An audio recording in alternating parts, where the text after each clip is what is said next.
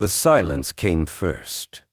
It began in the Arctic, where a team of climatologists injected the atmosphere with a viral vector meant to mutate CO2-hungry algae. Instead, it found a host in the DNA of northern bats. Evolution, once a patient sculptor, became a butcher. The bats' wings stretched, membranous and grotesque, their jaws sprouting serrated bone. They abandoned insects for bigger prey. Cities fell in weeks. By the time humanity noticed, the skies were already empty of planes, the streets of laughter. The bats hunted sound, a slammed door, a whispered prayer.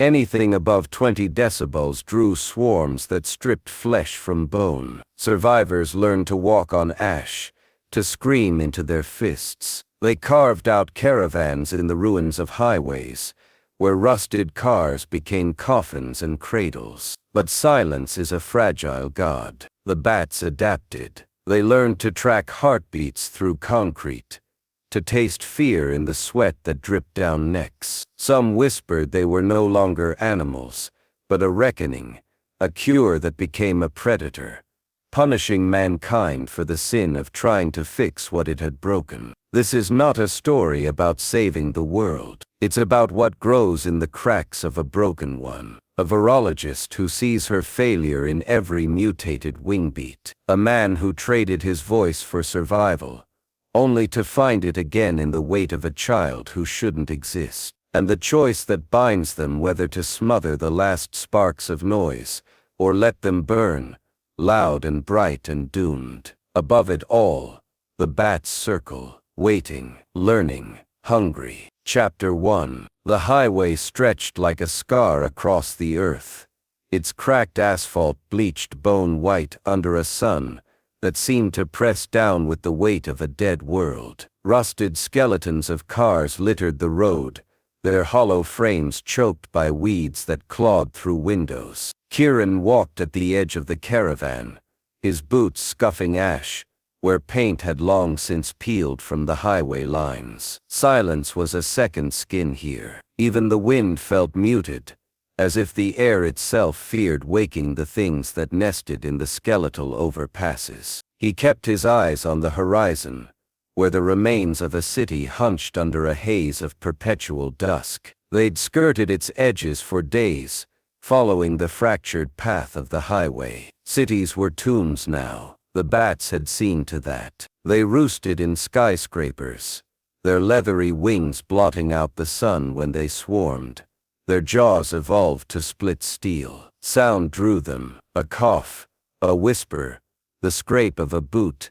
Anything louder than a heartbeat could summon a storm of teeth. The caravan moved like shadows. 30 survivors, maybe fewer. Kiren had stopped counting. Faces blurred after a while, reduced to habits the way Hask, their self-appointed scout, walked with his shoulders squared like a man pretending he hadn't lost his nerve. How Tova, the medic, cradled her swollen belly, as if it were a secret she could hide from the dark.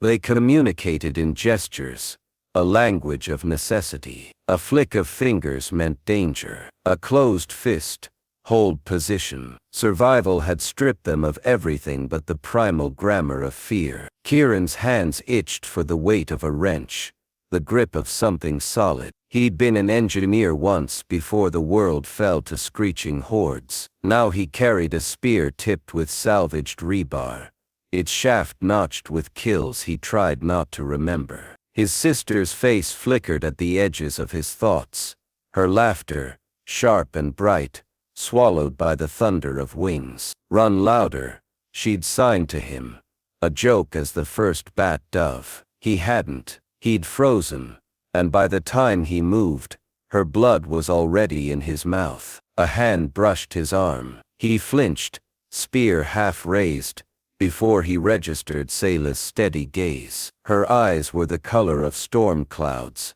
her dark hair bound in a tight braid that fell like a rope down her back. She pointed west, where the highway curved into a skeletal forest of telephone poles. Sunset, she signed. Hask wants to stop there. Kiren nodded, though stopping felt like a gamble. Daylight was their only ally. The bats hunted at night, their echolocation sharp enough to find a pulse in the dark. But the group was exhausted, their progress slowed by blistered feet and the weight of silence. He watched Saela walk ahead, her stride precise, her fingers trailing absently over the medical kit strapped to her thigh. She was a virologist, or had been. Rumor said she'd engineered the bat's mutation in a lab, a cure for some forgotten plague gone wrong. Kiren didn't care about rumors. Guilt was a luxury. They settled in the shadow of an overturned tanker truck,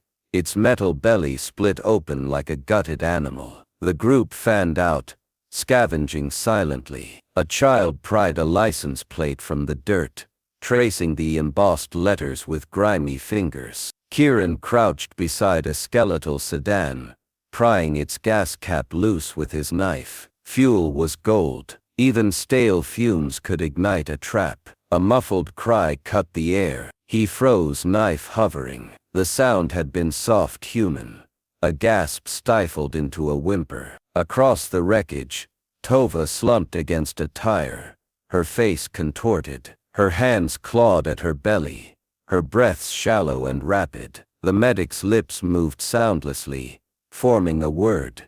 Now, the caravan converged, a silent ring of panic. Hask pushed forward, his scarred face taut. He gestured sharply. How long? Tova shook her head, tears streaking the grime on her cheeks. She mimed contractions, her hands trembling. Saela knelt beside her, pressing a palm to the woman's abdomen. Her lips thinned. She signed, "Baby's coming." Tonight. Hask's jaw twitched. He turned to the group, his gestures slicing the air. "We vote. Silence her or risk the swarm." Kiren's gut tightened. They'd faced this choice before. A man with a broken leg, screaming as they set the bone. A child who wouldn't stop crying. Each time the vote went the same way. Survival was a math problem, and mercy had no variables. Saela stood abruptly, her hands steady but her eyes burning. "No,"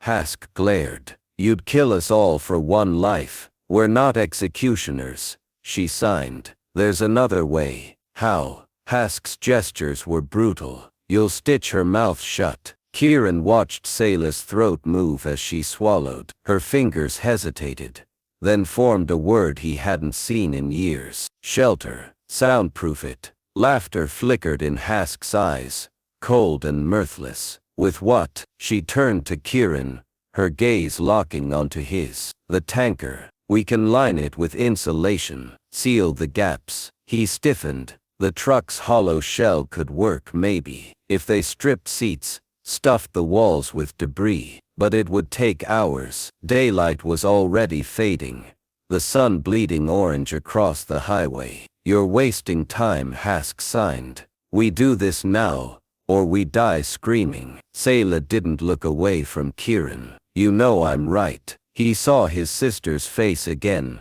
her hands signing. "Run louder" as the bats descended. He'd chosen silence then. It hadn't saved her. "We try," he signed. The work was frantic. They stripped foam from car seats, tore insulation from gutted engines, their hands raw with haste. Kiren rigged a pulley from a frayed tow line, hoisting a metal sheet over the tanker's ruptured roof. Saela wove a lattice of wiring through the gaps, her fingers deft despite the tremors of fatigue. Tova's contractions worsened. She bit down on a strip of leather, her screams reduced to animal whimpers. Saela knelt beside her, wiping her brow with a damp cloth, her movements methodical. Kiren watched them through the tanker's open hatch. The virologist's face was calm, but her shoulders trembled faintly, as if the weight of choice pressed harder than any physical load. At dusk they sealed the hatch. The shelter reeked of sweat and rust,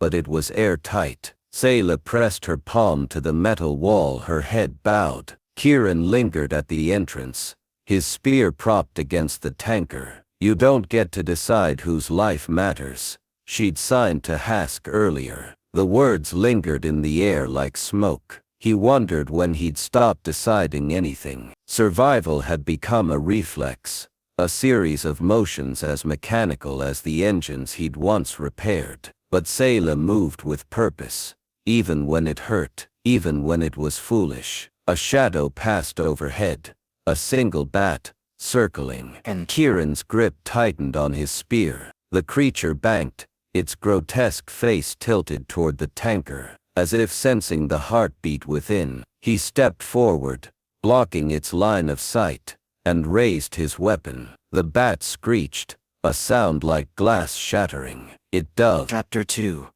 The night clung to the highway like a shroud, the air thick with the metallic tang of blood and rust. Kiren leaned against the tanker's shuddering hull, his spear slick in his hands. The bat's carcass lay at his feet, its wings splayed like torn sails, its throat pierced clean through. The silence that followed was worse than the screech, a vacuum where the echoes of violence pooled like spilled ink. Inside the shelter, Saela's shadow moved across the makeshift walls, her hands a blur of purpose, as she tended to Tova. The medic's muffled cries had become a rhythm, a metronome ticking toward an inevitable storm. They left at first light. The caravan crept westward, their path a jagged line between carcasses of cars fossilized by time. Kiren walked ahead, scanning the horizon for the tunnel Saela had charted, a relic of the old world, half buried in a landslide. It was a gamble. Closed spaces amplified risk, but the bats preferred open skies. Maybe, he thought, darkness could be a weapon. The memory of his sister's laughter flickered, unbidden. She'd hated tunnels, tomes with headlights, she'd called them. Now they were all tomes, even the living. Saela fell into step beside him, her medical kit slapping softly against her hip. She gestured to the sky, where vultures circled in the sulfur-yellow dawn. No bats, yet. Her hands were steady, but her eyes darted to Tova, who leaned on a scavenged crutch, her face ashen. The medic's gait was labored, her breath shallow. Kiren wondered how long before the next contraction ripped through her, how long before silence became impossible. Hask lingered at the rear, his gaze a blade between Kiren's shoulder blades. The scout had lost the vote, but not the fight. His faction trailed behind, their resentment a low hum in the way they dragged their feet, the way their eyes lingered too long on Tova's belly. Survival had a hierarchy, and mercy sat at the bottom. Not.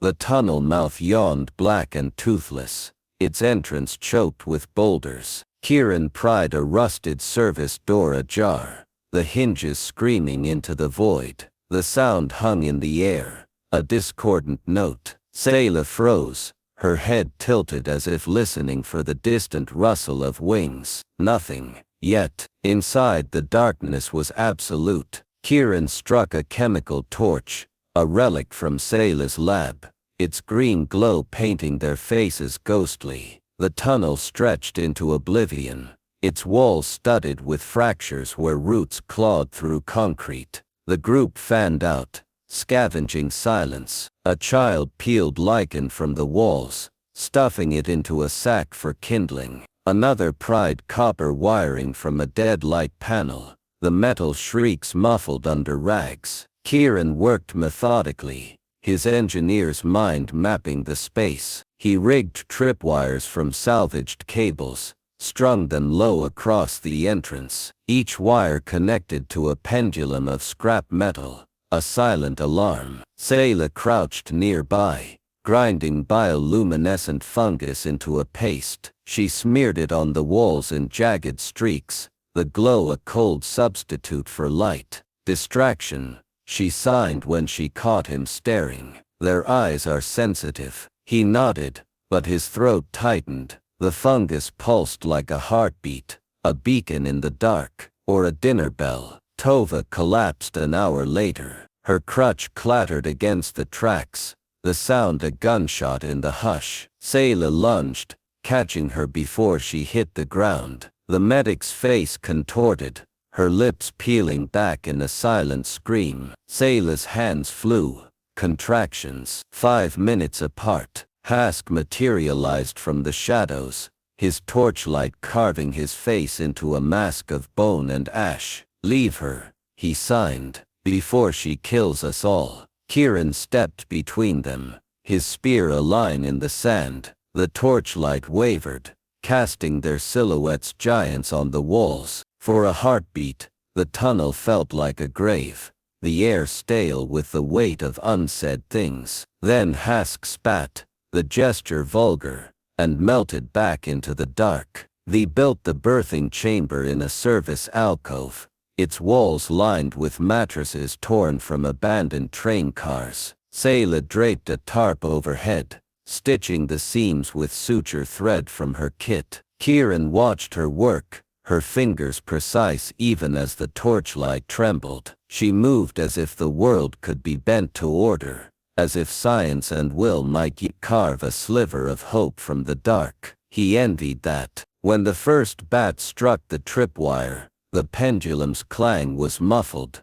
a dull thud that reverberated through the tracks. Kiren was moving before the others stirred, his boots silent on the gravel. At the tunnel mouth, 3 bats circled, their bodies grotesquely elongated, wings fused with vestigial claws. Evolved, he thought. Adapted. Saela's bioluminescent streaks glowed brighter as the creature's dove, their pupils slit like daggers. They hissed at the light, veering away, only to regroup and strike again. Kiren lunged, his spear finding the gap between a bat's ribs. The creature writhed, its death rattle a wet gurgle. The others retreated, but not far. He could feel them in the dark, patient, learning. Back in the alcove, Tova's sweat gleamed in the greenish haze. Saela pressed a hand to her brow, her lips moving in silent reassurance. Kiren hovered at the threshold, his knuckles white on his spear. The medic's pain was a living thing, thick in the air. He wanted to leave, to forget, but Saela's gaze hooked him, a question in the curve of her brow. "Stay," she signed. He did. The bats returned at moonrise. Kiren heard them first, a whisper of membrane against stone. He nudged Saela awake, her breath warm on his cheek. She blinked, alert, and pressed a palm to his chest. "Wait." They came in a wave, their bodies contorting through the tunnel's fractures. The tripwires snapped, pendulums clanging. Kiren threw himself into the fray, his spear a blur. A bat lunged for Saela. He gutted it mid-air, black blood spraying the walls. Another seized his arm, its teeth grating on bone. Saela was there, a scalpel in her hand, slicing through the creature's tendon. They fought back to back, their breaths sinking, their movements a dance etched in survival. Afterward, they slumped against the alcove wall, the torch guttering. Saela's braid had come undone, her hair a chaos of dark waves. She reached for his arm, her fingers probing the bite. Her touch was clinical, but her thumb brushed his wrist, once fleeting. "You're bleeding," she signed. "I've had worse." She smeared antiseptic over the wound, her eyes avoiding his. The silence between them thickened, a third presence. Kiren wanted to name it, to shape it into something that could survive the dark. Instead, he watched her hands, the way they trembled when she thought he wasn't looking. Hask's sabotage came at dawn. Kiren found the tripwires severed, the pendulums missing. The fungus walls had been scraped clean, the alcove exposed. He stared at the betrayal, cold fury coiling in his gut. Saela joined him, her face hardening as she traced the cuts, clean, deliberate.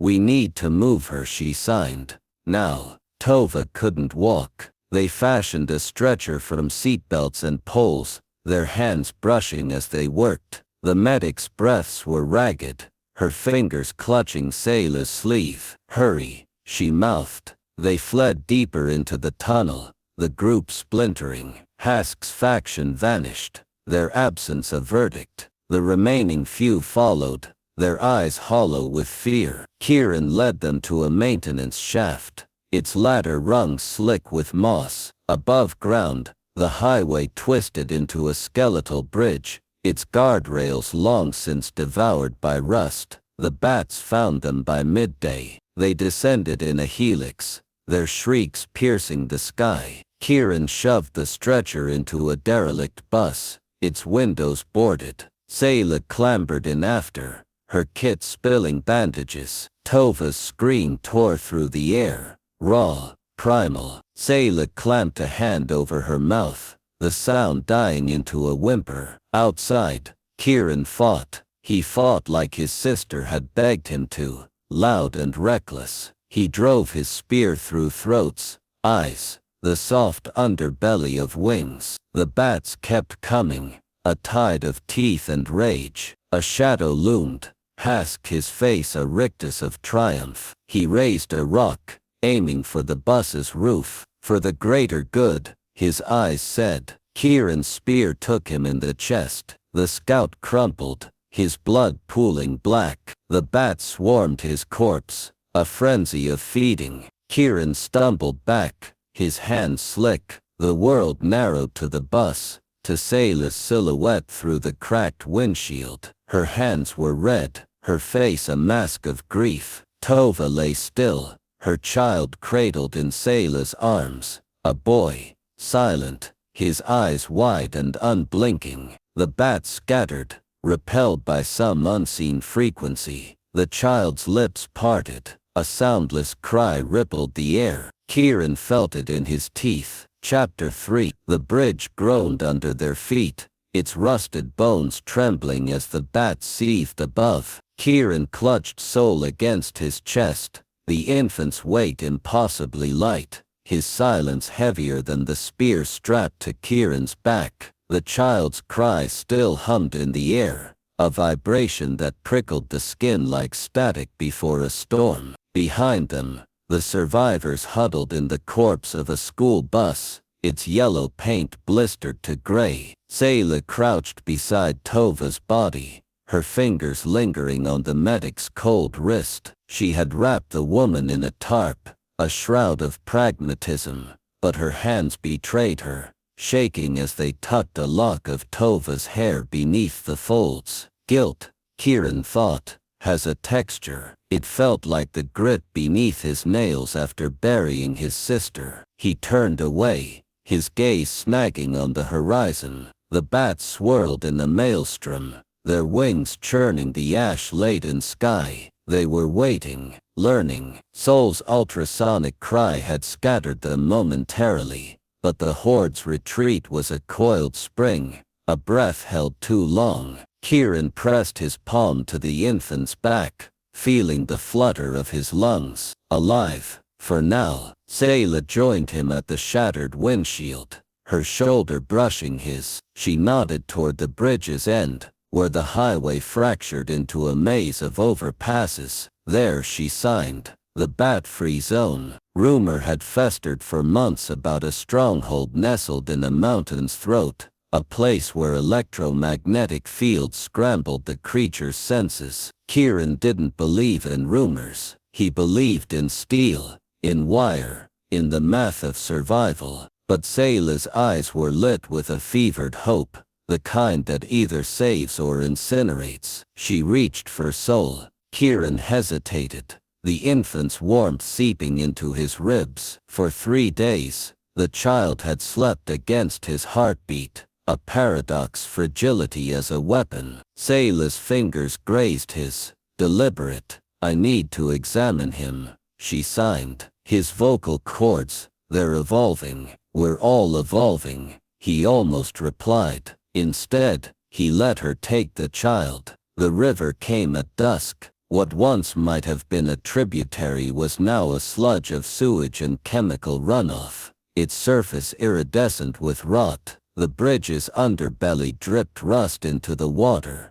each droplet hissing as it struck. The group descended a maintenance ladder, their breaths shallow, their steps testing the concrete's integrity. Kiren went last, his boots skidding on moss-slick rungs. Halfway down, a bat dive-bombed the river, its talons skimming the sludge. It recoiled, screeching, as if the filth offended some new instinct. They're changing, Kiren realized, growing aversions. Saela waded into the muck first, soul strapped to her chest in a sling of torn fabric. The water rose to her thighs, its current tugging at her knees. Kiren followed, the stench burning his nostrils. Behind him, the survivors linked arms, a human chain fraying with every step. The riverbed sucked at their boots, whispering secrets of the drowned. A child slipped, swallowed a mouthful of poison,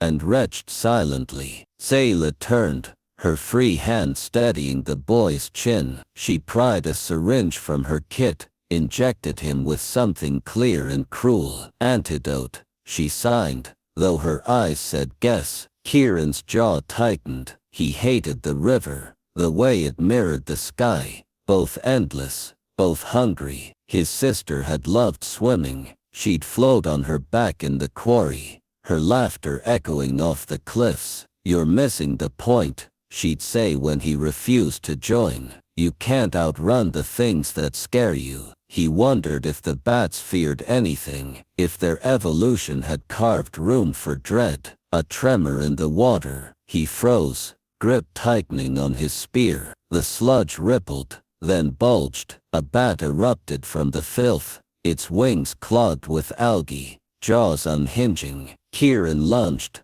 but Saela was faster. Her scalpel flashed, a silver streak, and found the creature's eye. It flailed, screeched gurgling into the muck. Soul stirred, his face pinching, and the air shuddered with his silent cry. The surviving bats veered away, their flight erratic. Saela met Kiren's gaze, her chest heaving. "He's getting stronger," she signed, "or they're getting weaker." Kiren thought. The mountain rose like a broken tooth, its peak shrouded in perpetual storm clouds. The bat-free zone, or its carcass, lay in the valley below.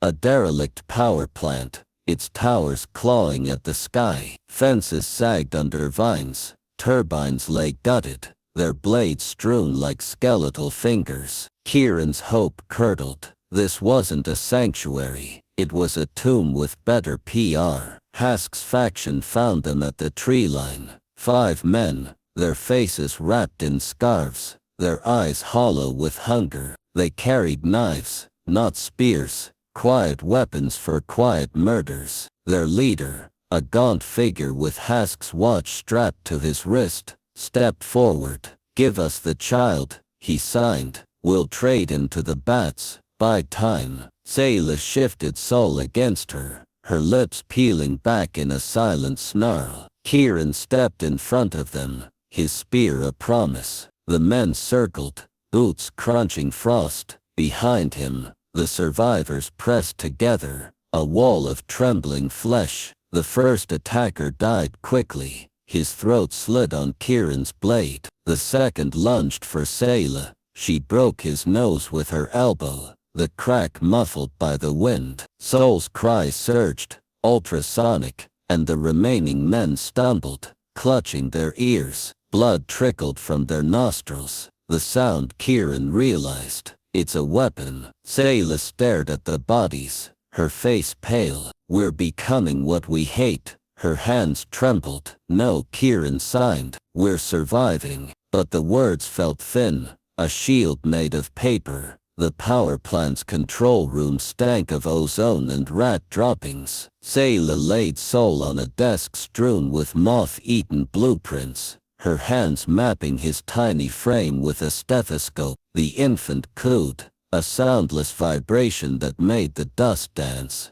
Kiren watched from the doorway, his spear propped against the frame. He barricaded the entrances, rigged the turbines with tripwires. It wouldn't hold the bats, nothing would. Saela gestured him closer. "Look," she signed, tilting the stethoscope's bell toward him. He pressed it to his ear. A hum, low and resonant, like a bow drawn across cello strings. His pulse, she signed. It's not just his voice. His whole body emits frequency. Kiren frowned. Can you replicate it? She hesitated. Maybe, if we had power. Amplifiers. He glanced at the dead control panels. Their switches fossilized. The turbines. They worked through the night. Saela splicing wires while Kiren cleared debris from the turbine blades. His hands, once built for engines, fumbled with cables, their purpose foreign.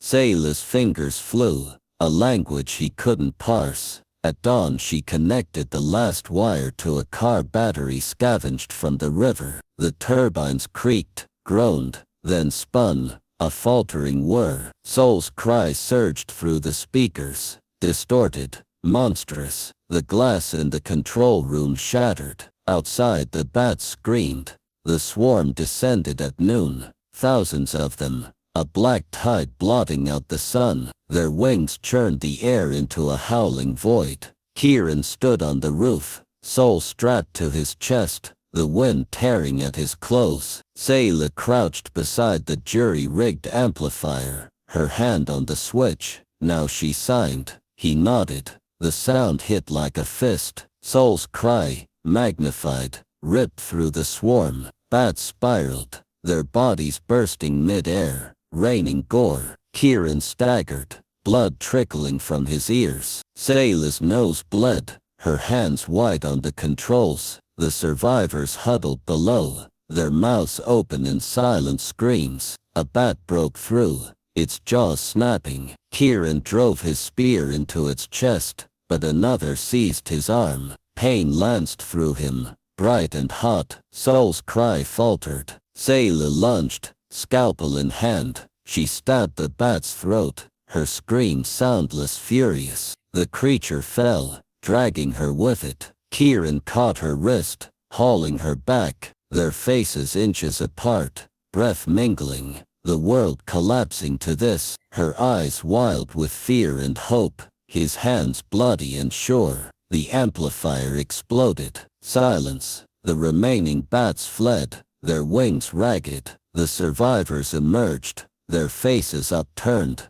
disbelieving. Saela slumped against Kiren, her forehead pressed to his shoulder. Soul slept between them, his chest rising, falling, alive. They buried Tova beside the turbine, her grave marked with a twisted blade from the wreckage. Saela knelt longest, her fingers brushing the soil. "I'm sorry," she mouthed. "I'm so sorry." Kiren waited, the weight of Soul in his arms, a counterbalance to the weight of his spear. When she rose, he signed.